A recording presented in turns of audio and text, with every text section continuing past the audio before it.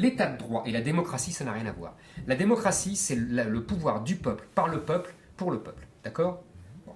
L'état de droit, c'est une théorie du 19e siècle allemande qui fait que, qui s'est, comme je vous l'ai expliqué tout à l'heure, s'est répandue après la Seconde Guerre mondiale en Europe, en Allemagne d'abord, avec le fameux Habermas, le philosophe, et en Europe, dans toute l'Europe, qui dit que toute action politique doit être contrôlée par le juge.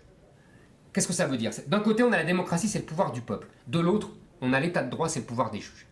Ça n'a rien à voir. Mais le Surtout juge, quand les juges... le juge décide en fonction des principes, Non, dont on peut considérer qu'ils sont supérieurs au vote démocratique. C'est pas la démocratie, ça. Ça s'appelle l'aristocratie juridique. L'oligarchie juridique. Ça s'appelle pas la démocratie. La démocratie, ça veut dire que rien n'est au-dessus du peuple. Ça ne veut pas dire qu'il ne doit pas y avoir de droit, vous comprenez? Ça ne veut pas dire que... Mais le droit, il est exprimé par la loi qui est votée par les représentants du peuple. Et le juge, même Montesquieu dit ça, n'est que la bouche de la loi.